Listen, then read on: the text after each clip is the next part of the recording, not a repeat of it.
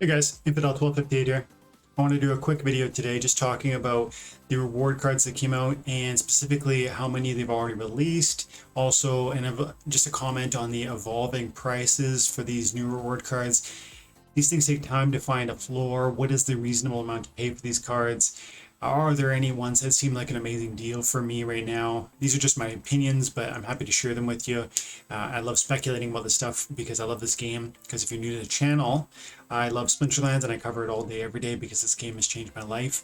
And that's why we're doing this kind of conversation, because I think it's meaningful to have this type of analysis about these assets, because it can literally change people's lives if they spend their time and attention understanding these things. That's part of the first part of the puzzle, first trying to understand it and then actually putting that understanding to work. And we do a lot of video games play and analysis of gameplay so that we can do that second part where we're actually putting the understanding to work. But today this video is more about just trying to struggle with an understanding of value versus price on the new reward cards, because those are not the same thing. Value is what it's worth, price is what you're going to pay. So let's get into it, and I want to show you a couple different things. First thing is, the new reward cards properly launched on Monday, September 13th. They relaunched sooner than that. I think it was the Friday, but that was only for daily loot chests. That's much less significant than full season reward issuance. September 13th was the first season end where you could get these new 21 reward cards. This is a page in front of you. It's Splinterlands. It's keokis.github.io/Splinterlands/rewardcards.html. You can access it easily by going to google.ca. You have Splinter Stats, one word, Splinter Stats, and then the first link that you're going to see at the top, it's https keokis.github.io Splinter Stats. And then we're going to click on rewards, visit page. This data is showing you the print issuance of each of the reward cards that's available. These are only the new ones. There are no more old reward cards in here. Is that correct? 3, 6, 9. Yeah, these are just new reward cards. All old cards, including Axemaster, including Nightmare. They're all extinct. There's no more new issuances of Nightmare. There never will be, not by Splinterlands. Every single card of Nightmare now on the marketplace is bought and sold by owners, personal, peer-to-peer, and so that usually has a direct impact in the value of those cards, because there's only so many and people are going to start to want them as time goes on, as the number of player base grows up. So then supply demand just dictates that those usually go up in value. It's important to monitor this data, is my point. And we can see already, just in Monday, Tuesday, Wednesday, Thursday, Friday, 5 days, the issuance of all the 21 new reward cards is already between 1.5 and 2%. You know, it doesn't sound like a lot, but that's 5 days. Every 5 days, are we going to lose 2%? So that'd be like 6% every season. 10 seasons. I mean, that they're gonna last a while, but this is something to track because some of them go extinct before others. Look at this. Jin Bilka is actually closer to 2%. I would have thought because it's legendary, it would be less commonly issued, statistically speaking, but these are random and there are chances that more of one will be released than another. And so interesting to see that. But yeah, check this out. It also gives you, price information. Look at Bilka selling for $18.90. Very reasonable for a legendary card. But let's go over to Peak Monsters. I want to look at more of the reward cards over here. Peakmonsters.com, specifically looking at reward cards. I'm going to look at regular, but I am going to look at gold also. So what strikes me first is seeing cards in the 15-cent range on the market value is amazing. That's actually functionally possible to get these cards maxed out. These are all commons, common. You're going to need 400 copies of that, 400 times 15 cents. You better say 400 times 20 cents, because not every copy is going to be the cheapest copy on the market. But that would be $80 for a maxed out copy of one of these cards. I don't know that I would rush out and do that for one of these 4 cards. But it's nice to know that there are cards that you new people playing in bronze or silver or gold, or who are renting to try and play this game, you can actually start getting in the door here and start building your deck. And you should. If this game is important to you, if you see the future of it, if you understand what this game can do for you in terms of revenue generating potential, then you should now take these prices seriously. And I'm not saying rush out and buy a full deck of cards, but I'm saying if there's a card here you think is powerful, then start acquiring it when you earn a little bit of DC from playing the game. I've got 900 DC right now. It's $5 worth of DC. This is a card I really want a full copy of. Let's see if there's any good free ones or cheap ones. Oh, yes, please. Please and thank you. Oh, this, I see. My bad. I don't want to do it with E Cunningham. So log out, log in. Really want to look at these with my main account, because my main account is where I generate more DC. It's where I usually buy my new cards through. So reward, regular. Let's see if that's still here. Pellicor Bandit. Yeah, for $3.60, I will take that. Thank you very much. What's going on? Oh, I see. I was looking at rent or renew or something, so I got to click on the purchase window. There's the card, $3.60. Yes, please.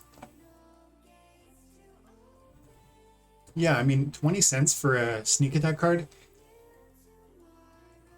Two important points I want to make. These are digressions on this conversation about which reward cards I want and why and stuff, but it's important. The first thing is that these reward cards are more common than the older reward cards, which should mean that these values will stay lower longer. Should, but that's a real question mark, because the growing player base, which is exponentially shooting up, has an impact on what these prices will look like in the future.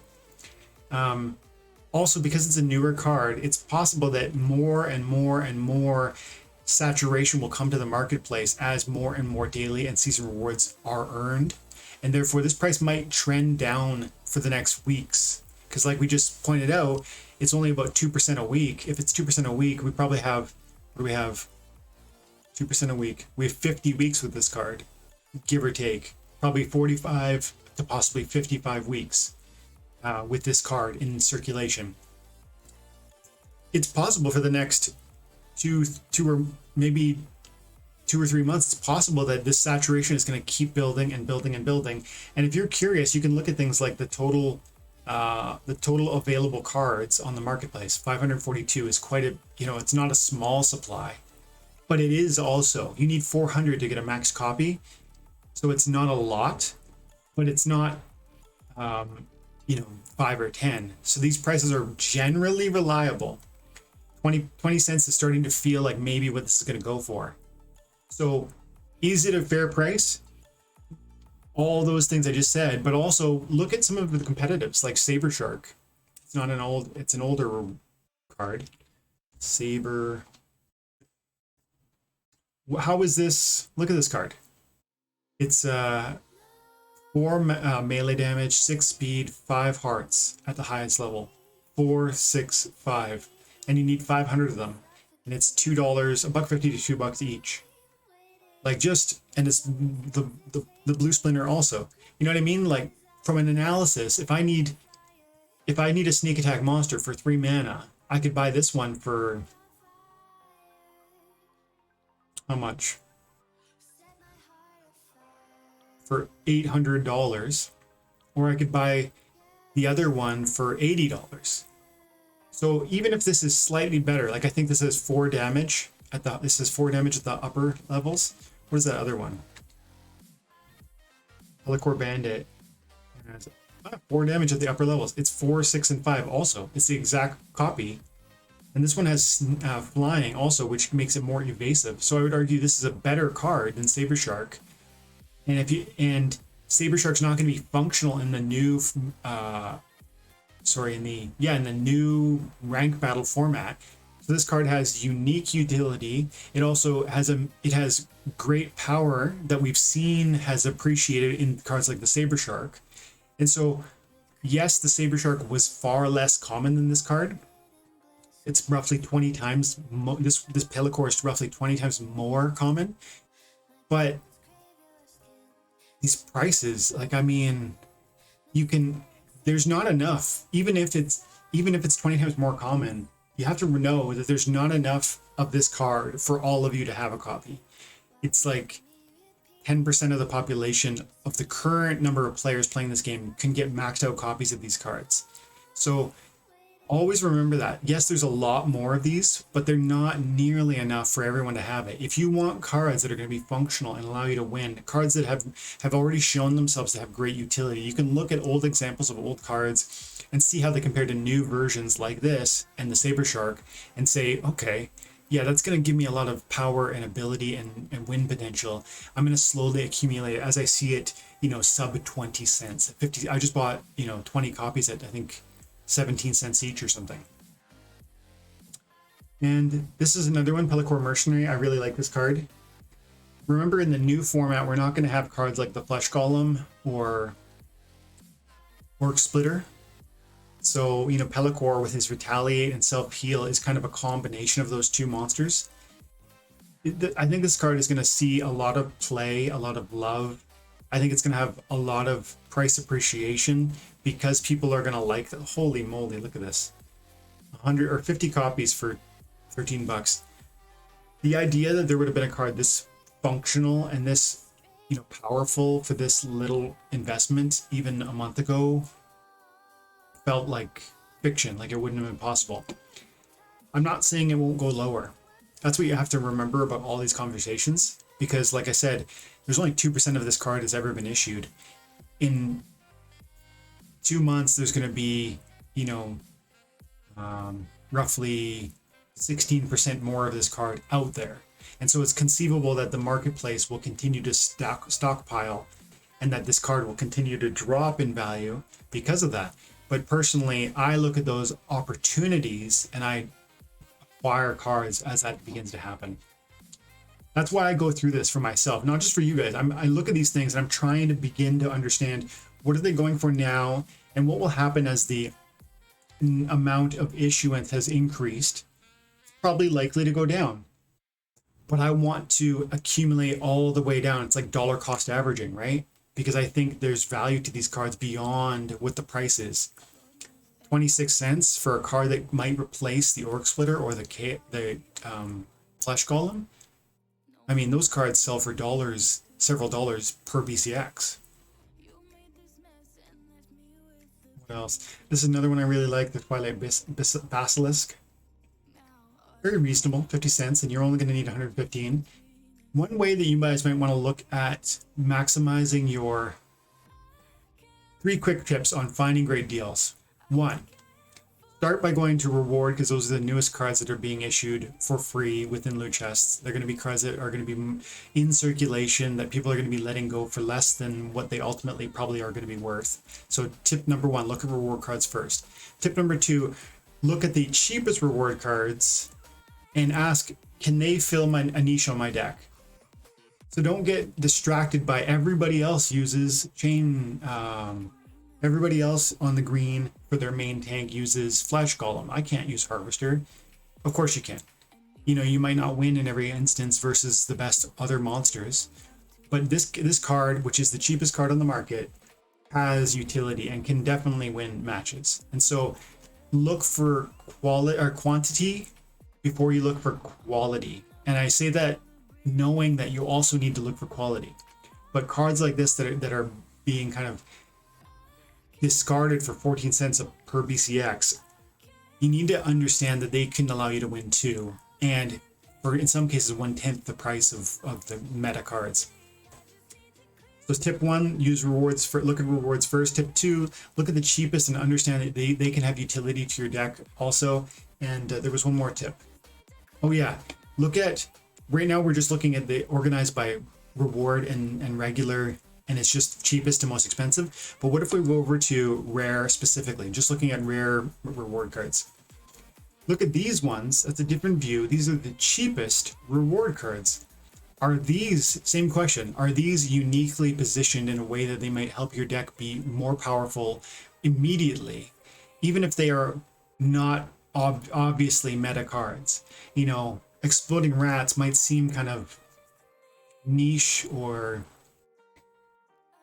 you know, weak even because of the 1 hit point. I used to think the same thing about the Exploding Dwarf. And you guys, if you watch my channel, you know how I feel about the Exploding Dwarf. This card's really powerful in the right context, but it only has 1 hit point. So isn't that super vulnerable and super likely to lose? I don't know. I mean, I win a lot with it. It's got the speed, it's got the sparkle damage, it's got the piercing, it's got the heavy amount of melee, and it can often destroy enemies before they even have a chance to hit. It seems to me, and remember, this is an old card, so this is going to be excluded from the new modern ranked battle format. What about the new one? What about this new reward card, Exploding Rats? This will be included in the new reward card. So maybe it has a new niche where it'll augment your deck, offering you the utility that Exploding Dwarf used to. Seems conceivable. And it actually looks to me like it might even be, in a sense, a counter for the Exploding Dwarf in the wild format rank battles that are going to come. That's where all cards are going to be useful, old and new. And look, it's got, at highest levels, it's got more speed, one more speed than the Exploding Dwarf. It has True Strike, so it's not going to miss its first chance. And lastly, even if somehow the Exploding Dwarf went first and hit this guy, he's got redemption, so he's going to take out the Exploding Dwarf. How annoying is it when you're fighting the Exploding Dwarf, when it kills your first thing, and then it tramples because it gets the chance to keep going? Redemption's going to put the end to that. So I actually think this card's pretty interesting, and I think these are really ludicrous numbers. Like, I don't have any more money left at the moment, but if I did, I'd be buying some of this. Again, it's not something it's not a main tank for my fire team, but it's something that's going to give me some utility and allow me to win some games. And I personally love this game enough that I want to have a very advanced deck, and I want to have these sort of niche cards that are going to give me wins here and there. If you're just getting started, a card like this probably isn't the best play. But Basilisk might be. It's a secondary tank. It's a 4 mana, so it's going to be good in little leagues. It's going to be great when you have... I love having dragon cards that you can put with any other deck. So it's got a lot going for it. Plus, it's pretty powerful with the stun. At level 5, it's got stun. So if you're competing in the gold range, you're going to have access to that. Well, assuming you have 40 copies of it. And really, stun is so effective that I'd say this is a very strong consideration. And for these price points at 42 cents each, personally, I want a full copy of it. And then I'll move on and I'll go, okay, that was rare. I looked at the cheapest of the cheap. Then I looked at rare. Now I'm going to look at epic. Now I'm looking at just the cheapest of the epics. This card here, Jin Renova, I find very, very desirable. With the triage and the strengthen, 6 hit points at the gate. How effective is this at bronze level play? When you guys are saying, you know, you're just getting started and you want to win at bronze and silver, Renova level 1, like $2.96 to buy you 1 copy of that. And this thing is going to change your white team at level 1. Like, again, for low level battles, but the strengthen is huge, giving you everyone 1 extra heart. And the 2 magic for a 7 cost and 6 hearts, which turns into 7 because of strengthen. Excellent, excellent card. And the good thing about these epics is you only need 46 of them to get a maxed out copy. So, you know, if you want to get some great cards that are going to add a lot of power to your deck, perhaps for not too much money, you know, you're looking at 46 copies for, call it $3 each. What is that? 46 times 3. So that's 138 bucks. Not cheap, but as we pointed out, level 1 is going to be meaningful to a lot of you. And level 4 is only 20 copies, and that's where the triage kicks in. Plus, she's got 3 magic at that level. So there's certain breakpoints also you need to learn about. Every monster has different, you know, level. They level up at every different. They get new abilities at every different level, and each one of them has unique breakpoints where they're suddenly really powerful. I would argue that level 4 is pretty important for her to get that triage. Also, level 3 is very important because it gives you that 3rd magic. But level 2 is not very helpful. You see that? All level 2 did is give me 1 more speed. So if we were going to buy 1 copy, if you want this card and you don't have a lot of money, I'd just buy 1 copy. If you want this card and you've got quite a bit of money, I'd definitely get 20 copies. And if you're going to play at a highest level, of course, you're going to want the maxed out copy. But 20 would be awesome because of the triage and the 3 in magic. And every monster has a unique kind of set of abilities and growth like that. Like, let's go back and look at, oh no, promo. Let's go back and look at that Basilisk. So where does the stun kick in? Level 5. You're going to want 40 copies to get the stun. You don't want to stop at 25. You either want 5 copies because you just want to get a low mana cost 2 melee secondary monster, which is okay, or you want to try and get up to this 40 because that stun is such an important improvement to this card. Then would it be excellent if you could get another 75 of them and get all the way up to level 8? Of course, but that's a lot more money investment, and that's not going to necessarily be relevant for some of you. But understanding which levels you really need to obtain to have value with that card. This one, I'd really want Redemption. Again, that's 40. It'd be awesome to get True Strike, but that's going to be a lot more money. And I do this kind of analysis all the time with my own deck, with every card I look at, with every card I actually look at to buy to add value to my deck. So that's 3 really easy tips that I do when I'm searching for hidden value in this marketplace. Again, reward cards first, because those are the new ones that are currently in circulation, being given away to players for their time and attention, and they get liquidated by people who don't understand the quality of those cards. Then you're going to look just at regular cards because you want to see what is the cheapest of the cheap. You're not going to specify which rarity, and then you're going to specify rare and epic and even legendary. You might find some deals in legendary. I'd say Heartclaw for $14 is crazy cheap considering the price of these older legendary cards, 75, 100. It's crazy. So that's what I do. And then I guess 4 tips too, because remember we talked about how you want to look at the breakpoints on their abilities and see which threshold you feel you would absolutely have to make that card a must own. With Heartclaw, I'd say he becomes very powerful at level 3. The shield is great at level 1. The immunity is excellent at level 2. Demoralize is it's such a great synergy with shield that I would say at level 3 he becomes a very interesting monster. And then of course at level 4 you get the 1 more melee damage and the 1 more heart.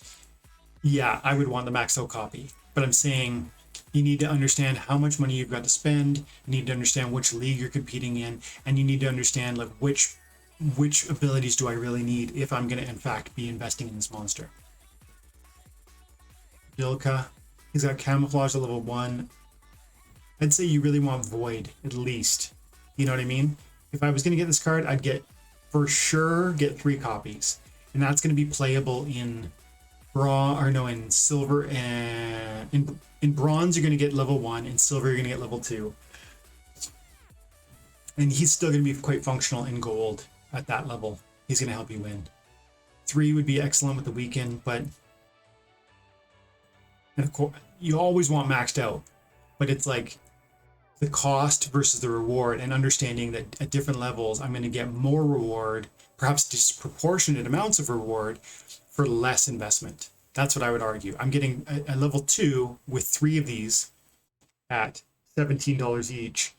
I'm getting the most possible reward for the least possible investment. I would of course like 11 copies, but 11 is going to cost me almost $200, whereas 3 is going to cost me $60. Okay, so that's how I think about these things, and that's the mindset that I bring to understanding the reward cards that are out there, and how I start to dollar cost average into this, and why, because again it's building value into my deck, which is allowing me to reward myself for my time and attention at increased amounts. It's this escalating thing that snowballs, and I do this because I believe in this game and the future of where it's going, and I think it has changed my life, and I think it can change yours too, and that's why I advocate in this way and kind of talk about this community and this game in the way that I do. I hope that's helpful to you, and if you think it is, then like and subscribe, and make sure to stick around, stay tuned, because we cover Splinterlands all day, every day. Guys, thanks for your time and attention. Have an amazing day.